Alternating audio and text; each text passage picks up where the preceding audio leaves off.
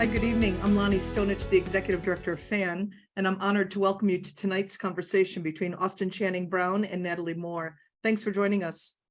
We're celebrating our 40th anniversary this year, and so we're honored to have the robust support of dozens of schools, nonprofits, corporations, families, and individuals from across the country. We're committed to our vision of an informed and compassionate community, and will achieve that vision by presenting fresh ideas that elevate minds, expand hearts, and make the world a better place. We have hundreds of videos of past events archived on our YouTube channel, so be sure to subscribe to get updates when new recordings are posted. And now for our introductions. Austin Channing Brown is a speaker, writer, and media producer, providing inspired leadership on racial justice in America. She is the author of I'm Still Here, Black Dignity in a World Made for Whiteness, and CEO of Herself Media Incorporated. Her writing and work have been featured by outlets such as On Being, Chicago Tribune, Christianity Today, Sojourners, Shondaland, and WNYC. Natalie Moore is an award-winning journalist based in Chicago, whose enterprise reporting for WBEZ tackles race, housing, economic development, food injustice, violence, segregation, and inequality. Her most recent book is The Billboard. It's a play about abortion, published by Haymarket Books. Her acclaimed book, The South Side, A Portrait of Chicago and America's Segregation, received the 2016 Chicago Review of Books Award for Nonfiction and was BuzzFeed's Best Nonfiction Book for 2016. Ms. Moore has interviewed Ta-Nehisi Coates, Jesmyn Ward, and Thomas Fisher for FAN, and we are grateful for her engagement with our programming. And now let's welcome Austin Channing Brown and Natalie Moore to FAN. Good evening, everyone, and thank you, Lonnie, for the invite. I always love doing FAN events, and I'm excited to be in conversation with you, Austin. How are you? Thank you so much for doing this with me. I really appreciate it. So let's just dive right in. We have about 45 minutes, and then we'll have some time for questions. So I know this is a young adult adaptation, but as I was reading the book, I felt like it was for white teachers and educators who work with Black students, because it was a window into the indignities, large and small, that you have felt being in white spaces, even by good intentioned people, because whiteness becomes the default. So can you first tell us a little bit about your schooling? Yeah. Pre-college, elementary, high school. Of course. Sort of right at, 8 months old or so, my parents had me off to daycare because they had to work, and as soon as they could, as soon as I hit, like early preschool, they knew what school they wanted to send me to. And it was a private white Christian school, predominantly white Christian school. And I went there from the time I was like preschool all the way through the 8th grade. So that was my school as far as I was concerned. But for the most part, in any given class, there may have been like 3 or 4 other Black students in my class, but never anywhere near the majority. And then in high school, I attended a Catholic private high school, and we were maybe 15 to 20% of the student population. So I'm very familiar with sort of navigating predominantly white spaces in education. Did your parents ever sit down with you and say, we made these choices because XYZ, or even by the time of high school, did they seek your input? That's a great question. The one line that I was always given was, this was the best school, so that's where we were sending you. And, by the time I was probably in the 5th or 6th grade, I didn't want to go anywhere else because this was the only school that I knew. So the idea of even going to a different school kind of terrified me, honestly. And then for high school, I actually chose where I wanted to go. Even though it was a Catholic school, our sort of nickname in the community was, instead of Central Catholic, it was Central Public. So it had like a religious flair, but also we were high school students. And so, I actually picked that one, and my parents were supportive of that. And why did you pick that school? Why didn't you say, I want to go to the majority Black public school or the school Yeah. that has more students of color? What was it about this school? Yeah, it never even occurred to me. Honestly, the school that I would have gone to was actually in my backyard. I mean, I literally could have like hopped 4 fences and been at the high school that was nearest me. And instead I was crossing town to go to a different school.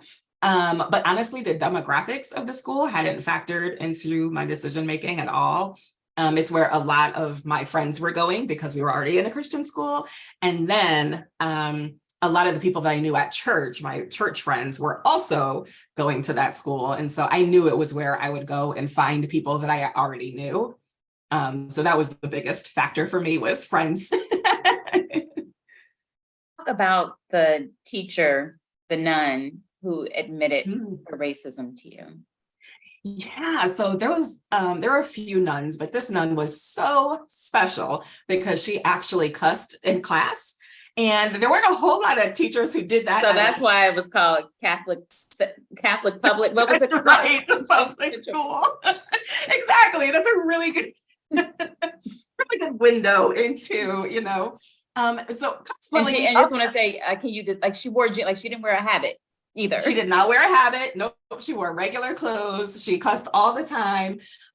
She often forsook, the curriculum that we were supposed to be learning from so that she could tell us about what it was like to be a nun, what it was like to live with women, what it was like to, have a very different trajectory than a lot of the women that we knew in our sort of day-to-day lives.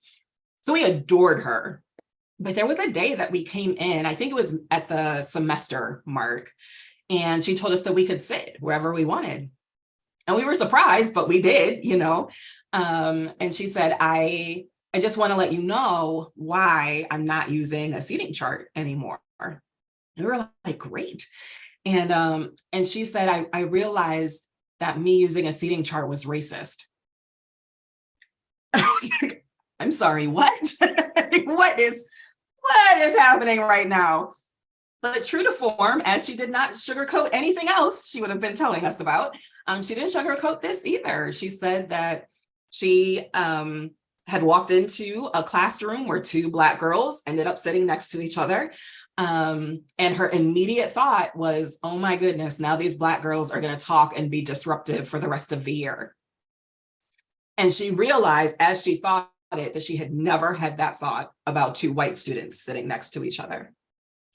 And so this is always such an awkward story, Natalie, because people don't really know what to do with it, right? On the one hand, she's being honest, right? She's telling us that she had this really racist thought, but she also stopped, right? She removed her own power, right? And handed that power to us so that she could no longer do that. And so it's like this mixed bag of a story that I include, because even when the right thing is being done, things can still get really awkward. And I feel like it's important for students and maybe even the educators who read it to engage with that awkwardness.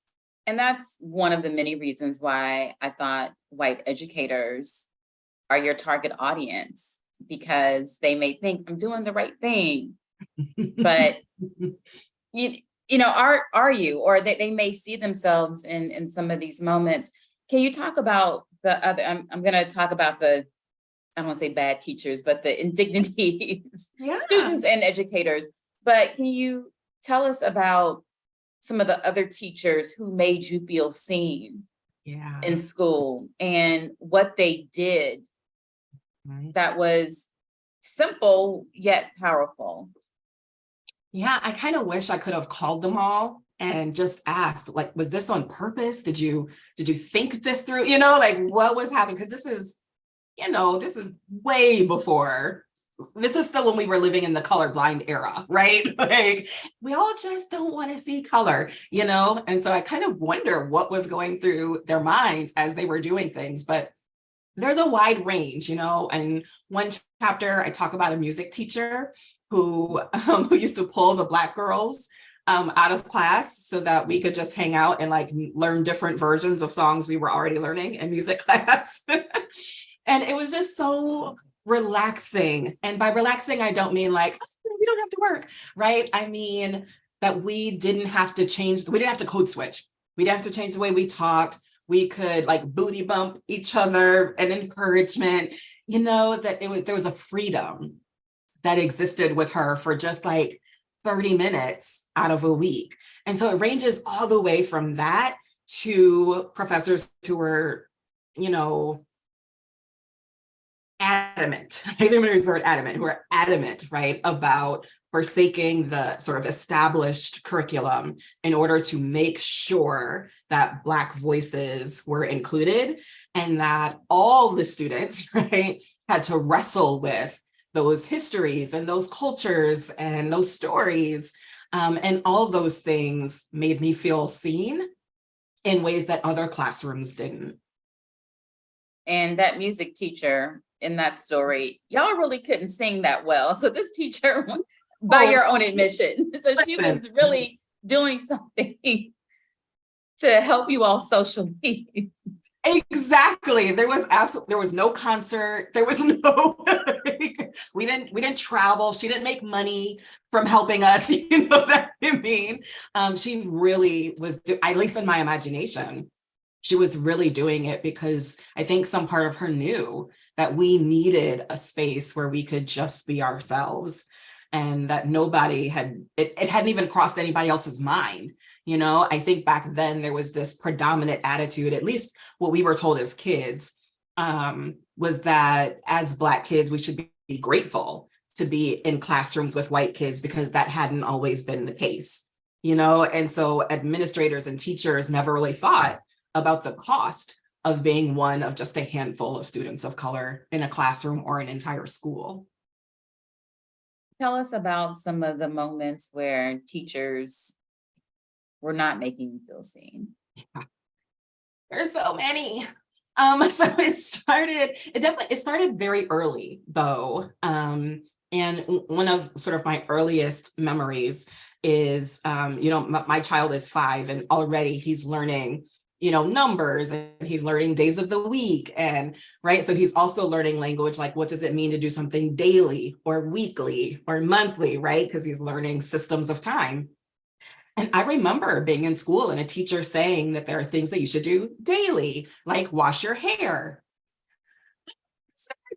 Like scanning like 2 Black girls in the class, like and having this whole silent conversation, like I'm not doing that. Are you you're not doing that either, right? And in that moment, us realizing that there was this whole cultural life that we live that our teachers had no idea even existed, let alone present it like back to us, right? Or mirror it back to us.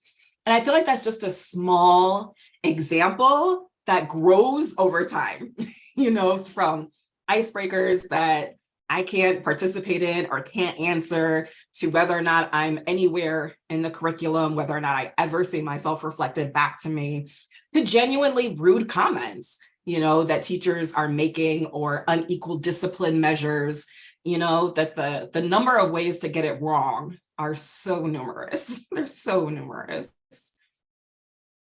And how would you say your experience with white classmates were? It ranges. I don't think I'll ever forget being called the N-word the first time by, a classmate. But I also have, friends who I haven't seen in 20 years, but when their face pops up on Facebook, I'm like, oh, and so it doesn't feel like one sort of large group of nameless people, or of a faceless group. It definitely is sort of all over the place, people that I thought were going to be really good friends who then said really racist things, or strangers who said really racist things, but I find myself laughing. So I'm like, you are ridiculous. There's just this whole range. And I think that is often true of a lot of kids of color who are navigating predominantly white schools, that they often don't encounter just one kind of person. They've got the folks that they hang out with, they've got the people who like mostly get it right, but sometimes get it wrong. They got the people who are just like, maybe we just don't stay away from there. You go your way, I'll go mine. And so I think the stories that I have, right, really mimic that same phenomenon. And you had some friends who, the word ally was not used back then, but who would be considered allies where you were not, maybe you were singled out, but you weren't put on the spot to respond. Your friends did that. Yeah, especially in college. I think in high school, we were all like, whenever race, because it was so rare for race to be brought up, it was like, wait, what? Are we doing this? Oh, we're doing this. We're doing this now. But in college, it was a little more, it happened more often, I think mostly because we were in Chicago, which is such a diverse city, as you all know. And it's hard to ignore race in a city like Chicago. And so there, really finding people, and some in high school too, who would hear about grievances because they were actually in relationship with students of color. They were friends. We did go to parties together. We did hang out. And when they heard our stories, instead of being like, I don't think that really happened, they would get angry too. And so there are a number of things that I participated in where white students were, in our language today, absolutely allies, because they were so upset by the way their friends were being treated. One thing that I just really, really appreciated in the book is how you did not attack Black people and go down this rabbit hole of acting white. It comes up on, I don't know if you see this on Twitter, but there is a cadre of Black adults that they seem to be in their 30s who got teased one time or whatever, and they take this, and I'm not saying that being teased is not hurtful, but kids of all races tease for many different reasons. And a lot of scholars debunk this myth that Black kids don't want to learn and they think that smartness is acting white. And so I was just so glad that you did not go there, and that was not your experience. Can you talk a little bit about, even if it's not yourself, but have you seen this in other people and how that makes you feel? Absolutely. Yeah. Someone just asked me about this the other day, and it was a person who's Black. And she said, I'm so glad that you talk about this, because we often feel like we can't talk about what it feels like to think that you're being rejected by the Black community, right? So the first time that you get called an Oreo or are teased by fellow Black people, and you're like, wait, what? But I thought I belonged here. If I don't belong here, where do I belong? And I think the first time that it happened to me, it just didn't feel like teasing. It felt like a genuine question. It felt like that little boy on top of the monkey bars was just like, what is happening here? Like, you talk so white. What is going on? And the truth is that I wasn't even hurt by being called an Oreo. I wasn't like, oh my God. I really was devastated because I felt like I was trying to keep up. And what he was pointing out is that I was not. I was not keeping up. I did not know how to code switch to the degree that I thought that I did. And it was such a jolt to go from one space where I feel like as Black as night, right? I feel like I'm the one who knows that Black girls don't be washing their hair every day. I'm the one who knows about bonnets. I'm the one who knows about Black artists, I am the holder of all things Black. And now I'm in an all Black space, and I feel like, yeah, not be the holder of all things Black. And that is like a major identity shift to experience. And I have absolutely seen it in adults, right, where they still hold on to the thing that 10-year-old said, and it just feels to me like a deeper insecurity exists, that it isn't actually rejection from the entire Black community, it isn't, but in the moment, right, in our childness, it feels like rejection from everybody. And so being able to keep myself open to the possibility of friendship and to people who disagreed with that kid, and, having access to other Black people who talked exactly the way I did. I sound just like my mother, who was a Black woman. If you closed your eyes, you couldn't tell our voices apart. And so there were a lot of reasons for me to not internalize, right, to not make that statement a part of my identity. But I think there are a lot of Black kids who don't have all those tools, who end up making that a part of their identity. And now they feel lost because they don't really belong in white spaces. And now they feel like they've been rejected from Black ones too.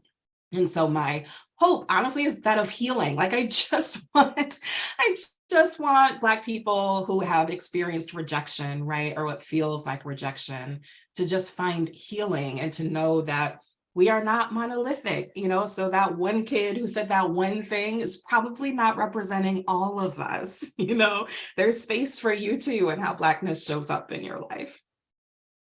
And your parents, I think gave you, as you said earlier, they said, we want you to go to this school. Yep. And for whatever choices, this was the education choice that they made. But they also gave you a foundation in identity. So it wasn't like, oh, we want you to be in this white space because we think the white man's ice is colder. That's and right. We want you to be consumed in this culture. At home, it was right. Music and books and identity and talking politics. And even your mother saying, maybe integration would be Listen, my mother is hardcore, boy. I didn't realize this as a kid, but looking back, I realized that my parents had a very similar journey to mine, which is unusual for my parents' generation. So my mother attended, all Black schools growing up, but then she went to a predominantly white college. And so that was her first time realizing what it means to navigate an educational system that wasn't made with her in mind, And then my father, he got recruited to a private high school where he had to live on campus. So he went from being in an all Black neighborhood and go into his public school where all his siblings went, to going to school an hour away where he was one of, I think, 5 graduating students. And so they both had educational experiences. And I think that they understood that I had never had a Black one. So I think in a lot of respects, they were sort of trying to backfill, at least the foundation that they had. And they didn't hesitate to talk about Blackness, to be playing Black music. And in fact, Natalie, the example that I always give around this is because I was attending Christian schools, they always played sort of white Christian contemporary music. And I would be sitting there thinking, have y'all not heard of Kirk Franklin? It was like, I really felt like white people were missing something, because. And didn't you all have like two separate, didn't you all have 2 separate choirs? It was like the gospel choir and then the hymn choir. We did. We totally did. And so I feel like I grew up realizing, right, like the way that, at least the white people in my life, right, the way they were doing church, the way they were formulating education, the music they were listening to, like the books they were reading, I just knew that there was a whole nother world that was available to me. And I appreciated that world. There was nothing in me that thought my world was lesser. You grew up in Toledo. Your parents get divorced. Your mom moves to Cleveland. You stay in Toledo, but you go to Cleveland in the summers. Yep. And it's like, whoa, what? It made my head spin. Yeah. And I want to tell the truth and be really like honest and vulnerable. I literally made myself sick all summer, that first summer. And there are a few reasons for that. One is because my parents have gotten divorced and, and that is like, And how old were you? I was 8 when they got divorced. And so I felt like, one, just sort of completely blown away that this was happening. And because I occupied so many Christian spaces, that was completely abnormal. And so I stood out for it. And then I stood out because my dad was raising me, which is kind of still abnormal even now, but definitely back then, it was so weird to people. Yeah. And then, like I mentioned, I had never gone to another school. So I had no idea what it was like to be the new kid. And now I'm the new kid in a whole new city where I don't know where the nearest grocery store is, let alone the schools or teachers or anything that had been happening in this community. And so I was really overwhelmed. I was exceptionally overwhelmed. And the longer I was there, the more I got like a handle on it, And eventually a little friend found me. She was a girl who lived 4 houses down, and she took a liking to me and let me be myself, while also introducing me to Ebony magazine and other things that my parents did not have. And in a lot of ways, she kind of became my lifeline for being able to try things out, for being able to do things that are new, or saying, you know what, girl, that is not me. I'm gonna be over here while you go play kickball. You know what I mean? But it was a jolt. It was so new. It was so new, girl. But I'm grateful for it. And was this the friend who said, well, why do you talk like that? And then you said, I go to a white school. And she said, okay. And then that was. Yeah. I don't even know the name of that kid, girl. They were like, all right. Here I am trying to explain, like, well, here's what happened and here's how things unfolded. And I don't know, is this why? It could be why. And all those kids were like, girl, I don't know what you're talking about. Like, where is Toledo? They don't know. And so, but that she, I remember every now and again, I would still get teased for all kinds of reasons, because I didn't know the lyrics to, SWV's Week. And I didn't know, I always make the analogy, like I knew every song that Whitney Houston had ever sung. Okay. Huge Whitney fan, all of it. But I did not know why Whitney shouldn't marry Bobby Brown. Like, that's the life that I was living. You know what I mean? And so I was always sort of like a half step behind all the other, and I could feel it. And so could they. And so by Tiffany, like basically vouching for me, being like, don't worry, y'all, I'm gonna catch her up later. It mattered, it really mattered to my experience. But I also learned to appreciate Black culture. And I think that's what took me some time, because even though I felt like I existed sort of outside of white culture, I knew how to navigate it.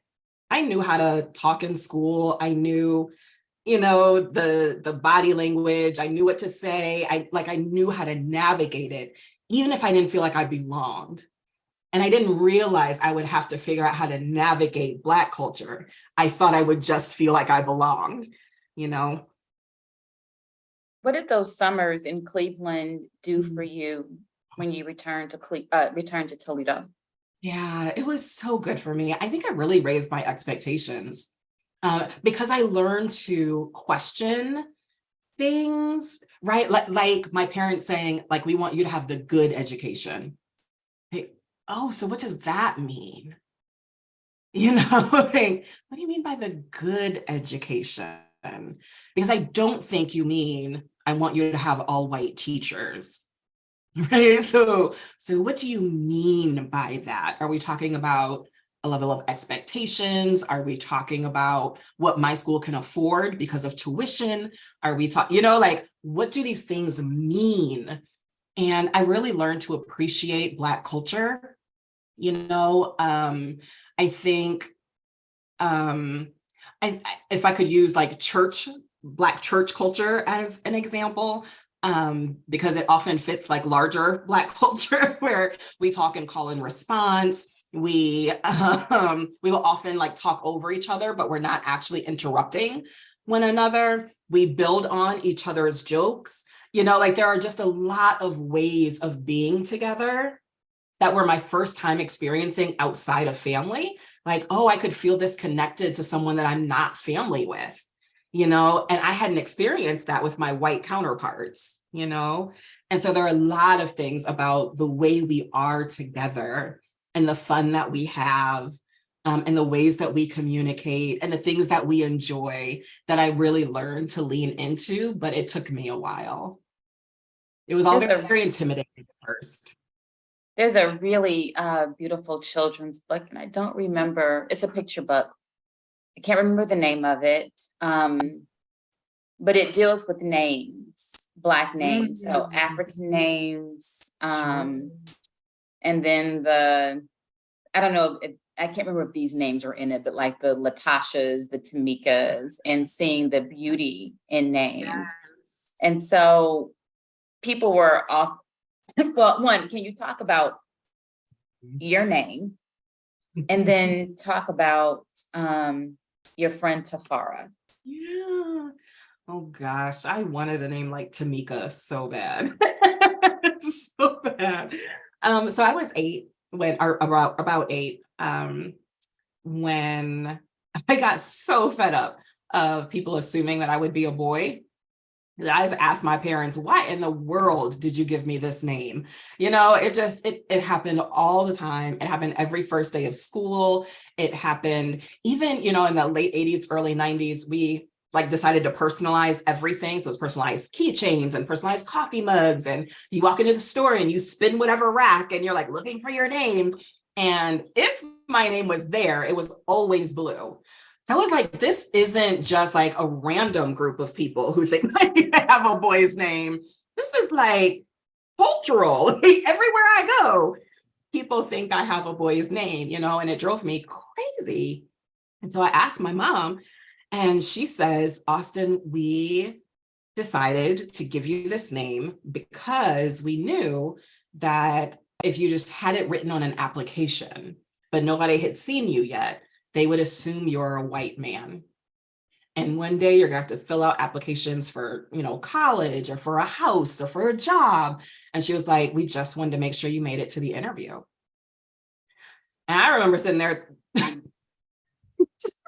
like, huh, interesting. And I didn't fully know what to do with it at that moment. Natalie, I'm not gonna lie to you. It's like, Sure. it just made things make more sense, right? Like the way that people reacted to me, right? Because they weren't like, oh, that's weird, but cool. You know, that is not how people responded. People were like, what do you mean? You know? And so people's like I want to call it like animosity. It was like one step before animosity. It's like people felt like I tricked them, you know, so they're like defensive almost, like, yeah, like I tricked them. And so consequently, talking about names was a very common thing. You know, I've been thinking about it for a very long time, Natalie. And so when in the 2nd grade, when I meet my first Black girlfriend, Tafara, I'm like, now that is a name, you know, and she's got the, you know, the cursive nameplate that you get from the mall. And I'm like, she's so cool. But I realized that while teachers can always say my name, but can't figure out which one I am, people can never even say her name, but they know she's a Black girl. And it made me realize that no matter which direction Black parents go, right? If they give you the quote unquote American name, or if they give you the ultra Black name, right? That there are compromises either way. And that our parents don't have the luxury of just throwing a name out there. The name has to be thought about in context of who we're gonna be when we're 28. And that, I don't know, it does something to my heart, you know, that from the minute we're born, the first act of giving us a name is in context to the racial realities of this country. and that there is no winning.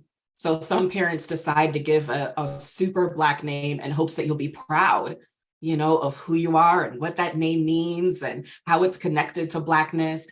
Or they go ultra America, hoping that you can bypass some of the discrimination that you might otherwise face. It's a tough spot that parents right out of the gate have to consider. At the top, I mentioned that I felt like this book was really for educators because it gives them a window into some of the students who they're teaching. Right. What advice would you give your school? Or, there are lots of parents on here, but a lot of schools sponsored tonight. What would you tell the teachers, administrators? What advice would you give them? We talk a lot about equal education. And there are a lot of levels on which we need to talk about equal education. We need to talk about it in terms of funding, in terms of tax dollars, in terms of curriculum, right? And on lots of levels. But one level that we don't touch is the experience that white students are having compared to students of color in predominantly white schools. And the assumption made is that if students are simply present, that they are having an equal educational experience. And I wish there were more teachers and administrators who really stopped every single year to think about what are the educational experiences that actually favor white students and leave out students of color. Because sometimes we normalize whiteness so much that we don't think about the educational realities of being a white student in a predominantly white class, right, or school. So for example, we all know the tremendously famous book, Why Are All the Black Kids Sitting Together in the Cafeteria, right? And before that was a book, or at least before I was aware of that as a book, I was asked that all the time, like, why are all the Black kids sitting together? But nobody ever asked why the white kids are all sitting together, right? I have both attended predominantly white colleges, but I also attended a predominantly white college. And there would be these debates on campus about whether or not we should have a whole floor or have a whole dormitory that's dedicated to Black students or students of color or another student of color group, right? And the response would always be, well, why would we have that separation? Without realizing that there were entire floors and entire dormitories that were filled with white students only. Right? And so because we normalize the fact that white students are always at a table together, are always in the halls together, are always, right? We don't think about that as part of their actual experience, but it is. And so if we're going to give students of color an equal educational experience, does that not include sometimes being able to just be by themselves too? Right? And I think if we continue to ask that question about curriculum, how often do students see themselves in classroom artwork, in school artwork? How often do they see names on buildings or above classrooms that reflect who they are? How often do they have professors or teachers who look like them? How often are they reading about people who look like them, right? Like those would create equal educational experiences, but we don't think about it like that. I've talked about the teachers who made you feel seen or unseen. Yeah. How did you feel about the curriculum? And let's just, because you're right, let's talk about books. Yeah, no one ever, like one of the questions that I get a lot for, this Young Readers book is, can students who are not Black girls read it and get something out of it? And like on the surface, I understand that question because we talk so much about audience, right? Who's the audience for this book? But also, nobody ever handed me Shakespeare and was like, now I'm not sure you're going to find yourself here. You know what I mean? Like no one ever handed me an Amelia Bedelia book and was like, Austin, I'm so sorry. I'm not sure, but I think, like people just been handing me books with white authors and white characters my whole entire life and assumed that I would be able to find myself there. And so I think that the professors and the teachers who I appreciate most assumed that books by people of color and that included people of color were just as important to the universal human experience as all the quote unquote standard stuff, and that's what made it so special, is that those teachers weren't sort of adjusting the curriculum because I happened to be in the classroom, right? They changed the curriculum because they believed all students should know who Maya Angelou is. All students should know who Toni Morrison is, and because they believed that, when I got to their classroom, I got to see myself too. And I got to hear other white students either find themselves or not understand it, but at the very least wrestle with it, to have to know their names the same way that I always had to know the names of white people in order to pass. Talk about some of the other ways as a young person that you found affirmation in your identity. So much of it came from friends, and that is the honest to goodness truth. Being able to band together and to hear them say things out loud that I didn't know how to articulate myself. So I remember in college, I actually don't mention this woman in the book, but there was an African woman who taught a class, and she had this beautiful thick accent, and she wore traditional garb, and she was super funny, and we all adored her. And I was sitting with a Black female friend of mine, and she said, "Austin, I just love sitting in her class. Sometimes I just close my eyes and wonder if that's what my ancestors sounded like." And I was like, "Me too." No idea anybody else was doing this, but she just felt like home in so many ways.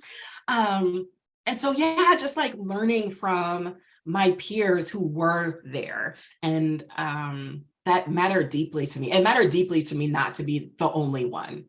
And I'm really grateful that in my educational experience, I was never the only one. Every now and again, the only one in the classroom, but never the only one in the entire school or at the lunch table, things like that.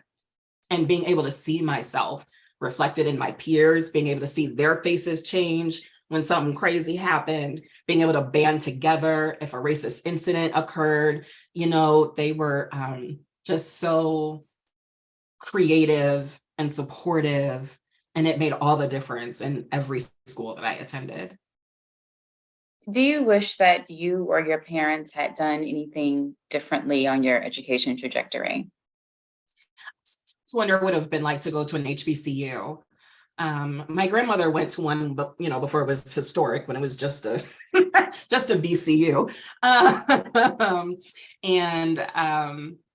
I sometimes wonder how that would have impacted my life and my identity. But on the whole, I honestly really loved every school that I attended. And I think part of that love was because I had to use my voice. It was because it gave me an opportunity to say, I like that, I don't like that, but I also realized that can be very personality driven. And that's why I hope that this book is really helpful for parents or caregivers or educators who can talk to students with various personalities, about how they are thinking and feeling about their experience right now. And, not to criticize other parents, but did you have friends who may have struggled a little bit more than you in school? And what would you attribute that to? Yeah. Okay, so I'm gonna jump out of education for just 1 second.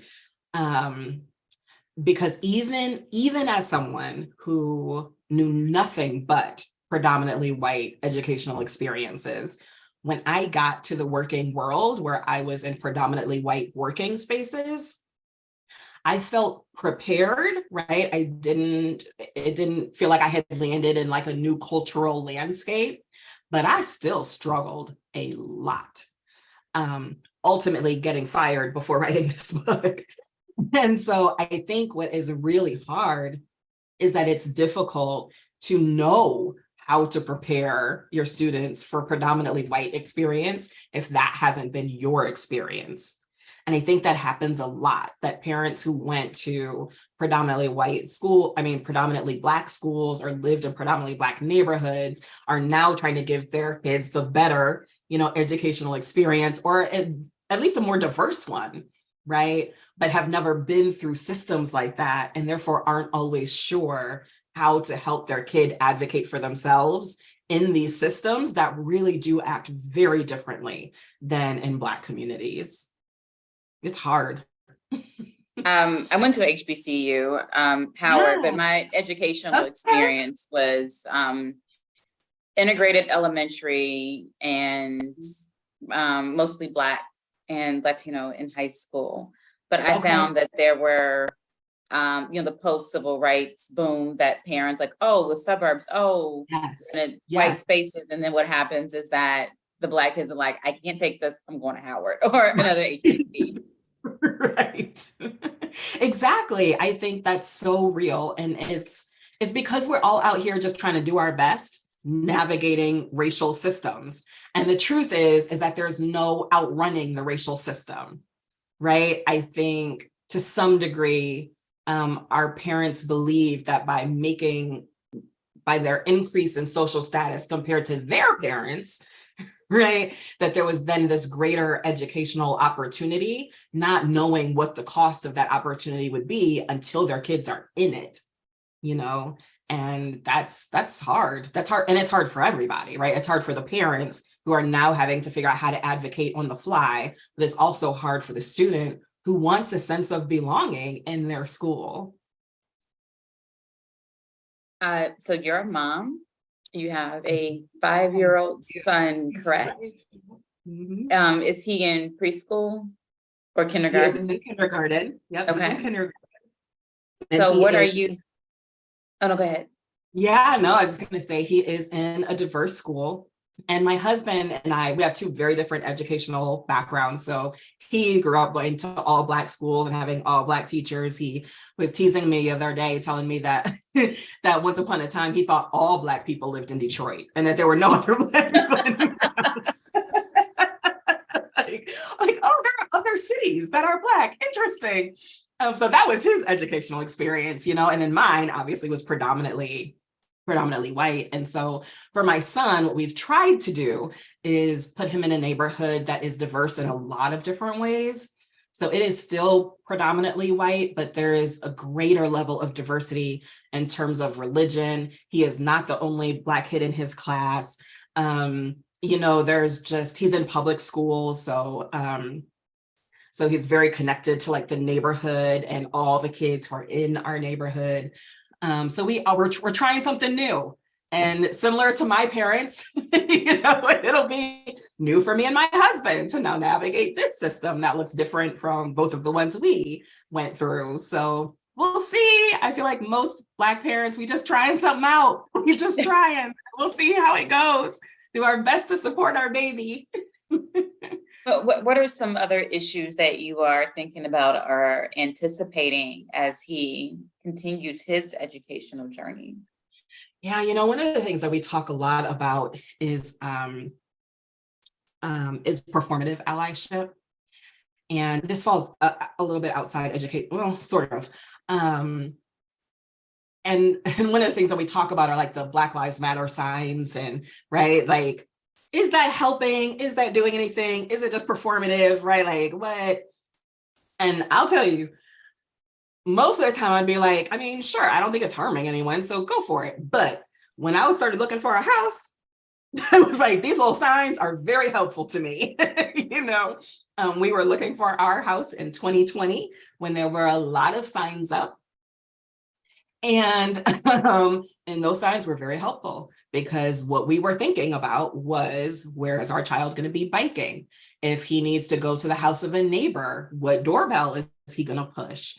When he's old enough to walk to the nearest store, what neighborhood is he going to be walking through? So there are a lot of things, right? And then because we decided to send him to a public school, which school would he be attending, and what would the diversity look like? Because of the boundary lines, and so there were a lot of decisions that we tried, trying to make well, where he does not stand out as a Black boy, and where we, to the degree that the performative is accurate, to the degree that we believe that he'll have options for safety. But yeah, there's so many. I mean, we're already looking at grades. He's in kindergarten, but we're already like, but do you understand my son? Or are there some racial things happening, some racial assumptions happening? You know, like we have, even in kindergarten, we have already begun the raising a Black boy, journey. Yeah. What feedback are you getting from young readers? Yeah, not a whole lot. I think it's hard, because unless I'm on TikTok, I may not even interact with, the young readers themselves. So I hear a lot more from parents of those young readers, Okay. and the educators and so on. But the feedback that I love the most is when a parent says, this really helped me communicate with my child about these things. I was actually talking to an anti-racism educator earlier today who has an 8-year-old. And she said, Austin, like, as an anti-racist educator, I have this huge lexicon at my disposal, to be able to talk about America's socio-political racial realities. And she was like, but that doesn't work with an 8-year-old, And so she was like, sitting down to be able to read this book with my 8-year-old helped her be able to communicate to me what she's experiencing at school, and it sort of grounded the conversation. And so as long as that is out there happening, as long as, people are connecting around the book and young people are finding it, if I never get a note from a young person, that's okay. I'd much rather they be talking to their person, We did get a question submitted via the Zoom form, and this is Sure. from Nedra C in Chicago, and she says, you state you enjoy being the quote unquote Black girl. However, there is an intersectionality to this role, Blackness and gender. Sometimes others view us through the lens of Blackness first, and other times the gender aspect of the role is more prominent. Since there are dual aspects to the role, can the duality be separated, and why? Or do the dual aspects of the role allow for no separation, and why? Yeah, I think every individual probably has to answer this for themselves, but for me, both exist all the time, right?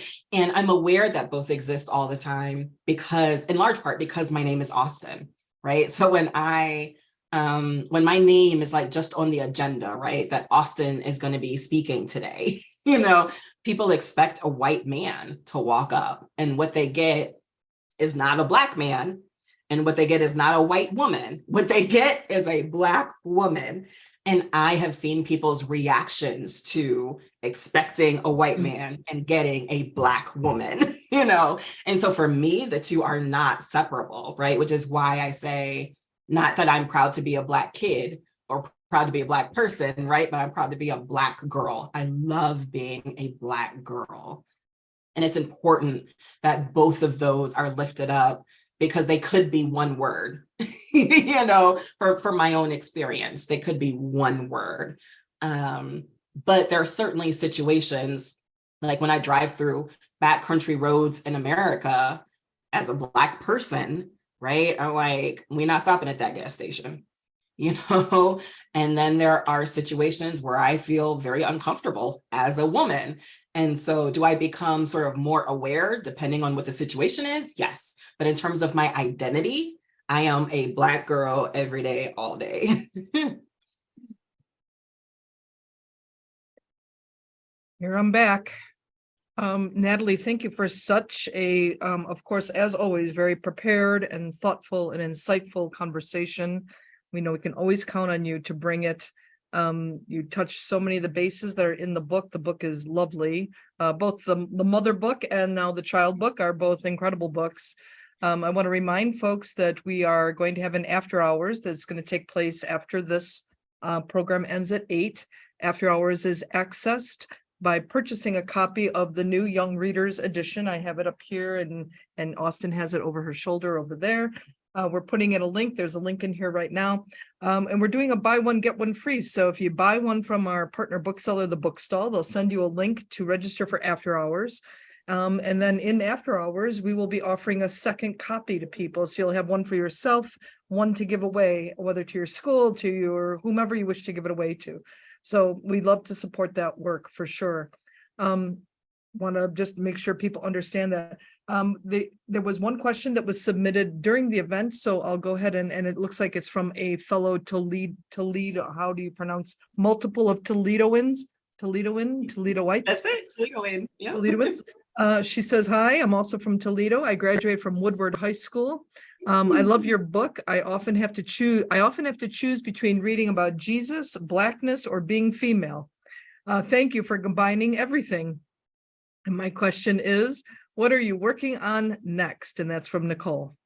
Oh, Nicole, love this question. Went to Central, was not too far away from each other, girl. I am actually already starting to work on the next project. It will be another memoir. It will be about Black womanhood. It'll be about a lot less about how America makes me angry and more about our experiences as whole human beings. So that's the next project. I do appreciate that. I know that I want to ask you some questions, and after hours, I want to know a little bit about what it was like in 2020 when, I mean, the book, your first book, the mothership book, I should call it, in 2018. Right. But 2020 is, I think, a big boom for a lot of people. And I'm curious about the Share the Mic Now campaign and about what that was like to take over Brene Brown's feed, what that must have felt like, and just that campaign in general, and where you kind of feel where we are 3 years later and how that feels, what has sustained, what has persisted, what has maybe drifted, what were some of the learning points out of that. So I want to look at some of that.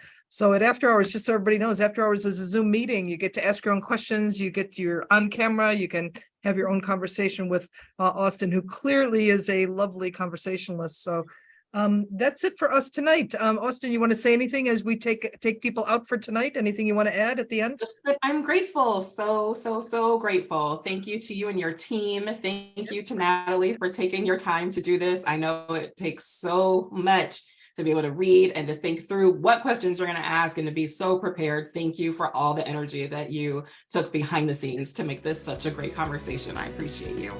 Natalie's the best. For being a wonderful guest. Thank you, everyone, for coming, and we hope to welcome you next week. We have a couple programs next week. So thanks, everyone.